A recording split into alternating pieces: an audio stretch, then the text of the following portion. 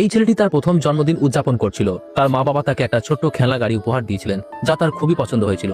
কিন্তু গাড়িটা উল্টে দেখতেই সে লক্ষ্য করলো তাতে অন্য কারো নাম লেখা। মা একটু লজ্জা পেয়ে বললেন যে নতুন গাড়ি কেনার মতো টাকা তাদের ছিল না, তাই তারা সেকেন্ড হ্যান্ড গাড়িটাই কিনেছিলেন। ছেলেটির খারাপ লাগেনি, কারণ সে জানতো তাদের পরিবার খুবই গরিব। তার জামা কাপড় দান করা জিনিস থেকেই আসতো, আর জুতো ছিঁড়ে গেলে নতুন কেনা টাকাও থাকতো না। স্কুলে অন্য বাচ্চারা তাকে নিয়ে হাসাহাসি করতো। ধীরে ধীরে বড় হতে হতে সে ঠিক করলো পড়াশোনার মাধ্যমে সে নিজের ভাগ্য বদলাবে, যাতে একদিন তার মা বাবাকে ভালো জীবন দিতে পারে।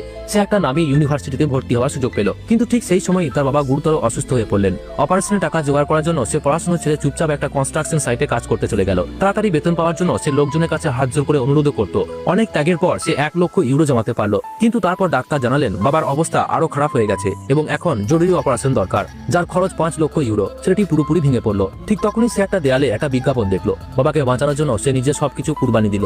টাকা জোগাড় করে মা বাবার হাতে তুলে দিল। মা বাবা খুবই আবেগপ্রবণ হয়ে পড়লেন, কিন্তু সে কখনো বলেনি যে নিজের স্বাস্থ্যের ঝুঁকি নিয়ে সে সব করেছে। তার চলে যাওয়ার পর মা বাবাকে বললেন তারা কেন কখনো বলেননি যে তারা দেশের সবচেয়ে ধনী মানুষদের একজন, আর তাদের ছেলে এত বছর কষ্টে থেকেছে।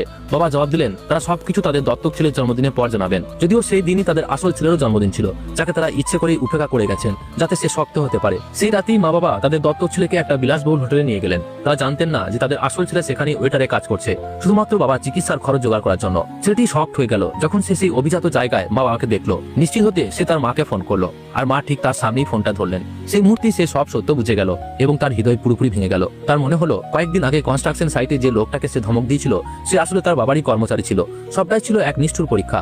তার মা বাবার প্রতি তার মনে গভীর ঘৃণা জন্মালো, যারা 20 বছরেও বেশি সময় ধরে তাকে দারিদ্র, অপমান আর অসুখের মধ্যে বাঁচতে দিয়েছিল। হঠাৎ দত্তক ছেলে তাকে অর্ডার দিয়ে ওয়াইন পরিবেশন করতে বলল। কৌতূহলী হয়ে সে বাবাকে জিজ্ঞেস করে তারা অসুস্থতার নাটক কেন করেছিল।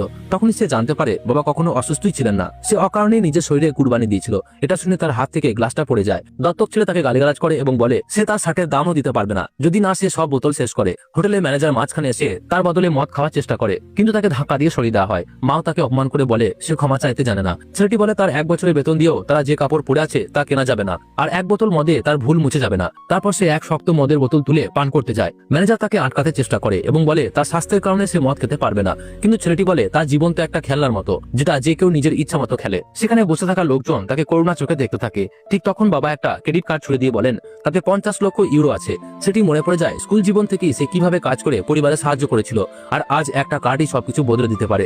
দত্তক ছেলে বলে যদি সে তার সামনে হাঁটু না গেড়ে বসে তবে কিছুই পাবে না। ছেলেটি অস্বীকার করলে তাকে মারধর করা হয়। ম্যানেজার তাকে বাঁচাতে চেষ্টা করে এবং তার অক্ষমতার রহস্য ফাঁস করে দেয়, কিন্তু দত্তক ছেলে থামে না। সে তার মুখোশ টেনে খুলে ফেলে। ঠিক সেই সময় বাবা বলেন এখন তিনি তার ছেলেকে ফোন করবেন জানাতে যে অপারেশন সফল হয়েছে, কিন্তু তখনই ছেলেটি পকেটে থাকা একটা ফোন বেজে ওঠে।